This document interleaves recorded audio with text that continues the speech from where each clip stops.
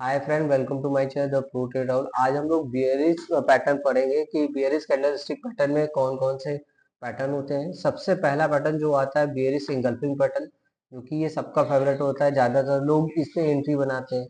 और आप कैसे इसको आइडेंटिफाई कर सकते हैं? बियरिश पैटर्न जो होता है वो आपको ज्यादातर रेजिस्टेंस पे खोजना चाहिए। जैसे कि मैंने आपको पीछे पढ़ाया कि bullish pattern, bullish candlestick pattern जो होता है वो सपोर्ट पे हमें आइडेंटिफाई करना होता है, और बेयरिश पैटर्न जो होता है वो हमें रेजिस्टेंस के पास आइडेंटिफाई करना होता है। मान लीजिए कि आप यहाँ पर कोई एक रेजिस्टेंस है, और रेजिस्टेंस के पास प्राइस जो है वो या कोई प्राइस यहाँ से ओपन हुई और ऊपर यहाँ पे गई और क्लोज यहाँ पे कर दिया। ठीक है, तो ओवरऑल आप मान लीजिए इस कैंडल ने ग्रीन है यहाँ पे। अभी यहाँ पे क्या दिख रहा है? अभी यहाँ दिख रहा है कि बुल्स यहाँ पे इंटरेस्टेड है। ठीक है, और प्राइस को आप क्लोज किए। उसके बाद जब जहां प्राइस क्लोज किए, उसके बाद जो प्राइस जो है वो उसके थोड़ा सा गैप अप हुआ। गैप अप होने के बाद जो है वो प्राइस जो है लो के नीचे आके क्लोज कर रहा है। यानी जहां प्रीवियस कैंडल जो कि ग्रीन में था उसके लो के नीचे आकर रेड कैंडल क्लोज कर रहा है। इसका मतलब सीधा सीधा ये हो रहा है कि जो ये यहाँ बुल्स इंटरेस्टेड हुए थे या जिन्होंने यहाँ पे बाइंग की हुई थी, वो पूरे के पूरे उन लोगों को यहाँ पे एग्जॉस्ट कर लिया गया है या ट्रैप हो गए वो लोग। अब जैसे ही इस कैंडल का लो ब्रेक होगा, हम लोग और डाउन साइड की तरफ जा सकते हैं। तो आपको क्या आइडेंटिफाई करना है? आपको ये दिखता है कोई रेजिस्टेंस के पास एक कोई ग्रीन कैंडल बना और वहां पे कोई एक अचानक से एक रेड कैंडल आ जाए जो प्रीवियस 1 या 2 कैंडल को कवर अप कर ले। तो ऐसे कैंडल पे आप जो है अपना इस कैंडल के लो को अपना एंट्री पॉइंट और इस कैंडल के हाई को अपना एसएल मानकर आप डाउन साइड की तरफ प्लान कर सकते हैं। ये पहला कैंडल था जिसको हम लोग बेयरिश इंगल्फिंग पैटर्न बोलते हैं। नेक्स्ट कैंडल स्टिक पे हम लोग आते हैं जिसको हम लोग tweezer top candle stick pattern बोलते हैं। अब यहाँ पे क्या होता है, ये भी रेजिस्टेंस के पास ही मिलता है। रेजिस्टेंस के पास देखिए होगा क्या, जहां मान लीजिए किसी जगह पे प्राइस मान लीजिए यहां से ओपन हुआ, थोड़ा सा नीचे आया और फिर ऊपर लेकर गया, और इस रेजिस्टेंस मान लीजिए सेम जगह पर रेजिस्टेंस है, यहाँ पे क्लोज किया। उसके बाद ये जहां पे प्राइस क्लोज किया उसके बाद जो नेक्स्ट कैंडल बना यानी रेड कैंडल, वो प्राइस सेम जगह से यानी सेम क्लोजिंग से वहीं से प्राइस रिवर्स हो गया और वापस जहां पे कैंडल का लो था वापस वही जगह पर वो क्लोज कर दिया। तो ऐसे कैंडल को भी हम लोग बियरिश पैटर्न मानते हैं। ये भी एक साइन है कि ये प्राइस डाउन साइड की तरफ जा सकती है। अब क्या करना है, अब जैसे ही इसका लो ब्रेक होगा हम लोग डाउन साइड का प्लान कर सकते हैं, और इसके हाई का हम लोग ऐसा लग के डाउन साइड का प्लान कर सकते हैं। सेम यही चीज मैं आपको यहाँ पे दिखा रहा हूं। आप देखिए ये एकदम सेम नहीं है, थोड़ा सा अलग है। यहाँ पे कैसे अलग है कि आप यहाँ पे देखिए प्राइस यहाँ से ओपन हुई और प्राइस यहाँ डाउन साइड तक आई। उसके बाद बुल्स थोड़ा सा गैप अप हुआ और बुल्स जो है सेम हाई पे लाके क्लोज कर दिए। ठीक है, सेम हाई पे लाके क्लोज कर दिए। ये क्या दिखा रहा है, ये भी इसको भी हम लोग ट्विज़र टॉप ही मानेंगे क्योंकि हाई सेम है। अगर ये हाई को ब्रेक करके ऊपर जाके क्लोज करता तो ये ट्विज़र टॉप नहीं होता। ये भी साइन दे रहा है कि प्राइस यहां से रिवर्स हो जाएगी। क्यों? क्योंकि सेलर जहां से इंटरेस्टेड थे प्राइस को नीचे ले जाने के लिए, ये कैंडल वहीं पे क्लोज हुआ है। उसके ऊपर क्लोज होता तो हम मानते कि सेलर या ट्रैप हुए और प्राइस जो है ऊपर चली जाएगी, लेकिन एकदम सेम जगह पे क्लोज हुआ है। इसलिए मैं हमें यहाँ पे डाउट है कि यहाँ पे जो सेलर जो बायर्स है वो ट्रैप हो सकते हैं। नेक्स्ट कैंडल आता है। नेक्स्ट देखिए, नेक्स्ट भी एकदम सेम है। यहाँ पे 3 एग्जांपल दिए हुए। मान लीजिए ये भी एक कैंडल है जो प्राइस यहाँ से ओपन हुआ और यहाँ पे सेम हाई लगाया और यहाँ पे आके क्लोज किया।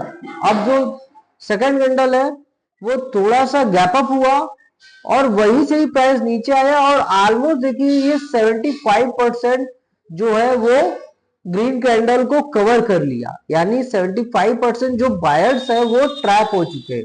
अब 25 जो बचे होंगे वो इसके लो को ब्रेक होने पे वो भी ट्रैप हो जाएंगे, और वो फिर हम लोग डाउन साइड की तरफ इसका एंट्री पॉइंट हो जाएगा और ये ऐसे लगकर हम लोग डाउन साइड की तरफ प्लान कर सकते हैं, हमें एक अच्छा पोजीशन मिल जाएगा। एक पैटर्न था हैंगिंग में, मैं ये बताना भूल गया था, ये भी आपको हमेशा टॉप पे मिलेगा। अगर आप कैंडल स्टिक पैटर्न पढ़ रहे हैं और मान लीजिए उसमें ये कैंडल आपको मिलेंगे ही मिलेंगे, ये हमेशा आपको टॉप पे मिलेगा। हैंगिंग मैन क्या होता है, मान लीजिए कि प्राइस काफी टाइम से अप साइड की तरफ अपर सर्किट बनाया जा रहा है, प्राइस बहुत दिनों से या बहुत घंटों से या बहुत मिनटों से ये ऊपर ही जा रहा है, और ऊपर जाने के बाद ऐसा कैंडल आपको मिले एकदम टॉप पर, यानी सबसे ऊपर, मतलब ऑल टाइम हाई हो, उसके बाद प्राइस आपको यहाँ पे ऐसा कैंडल बना के दे कि ये, तो इस कैंडल का अगर ये टॉप पे बन रहा है तो ये हैमर नहीं कहलाए, ये हैंगिंग मैन कहलाता है। मतलब क्या होता है, इसमें कलर मैटर नहीं करता, यहाँ ये कहाँ बन रहा है ये मैटर करता है। अगर ये सपोर्ट पे बनता है तो हम इसको जो है वो हैमर मानते हैं, ये हाई पे बन रहा है इसीलिए ये हैंगिंग मैन कहलाएगा।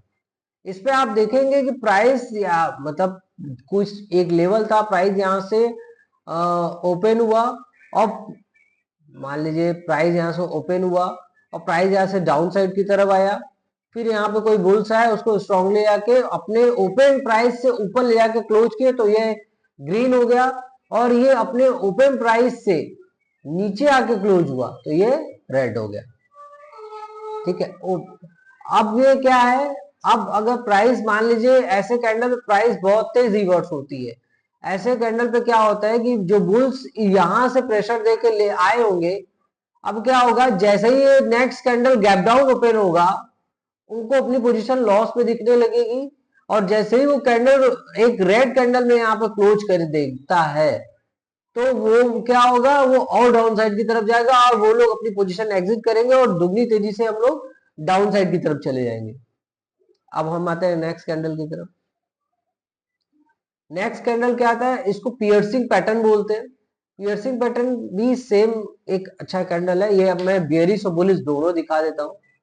यहाँ पे आप देख रहे होंगे ग्रीन कैंडल है, प्राइस यहाँ से ओपन हुआ, थोड़ा सा प्राइस नीचे गया और ओवरऑल एक अच्छे कैंडल पे क्लोज किया।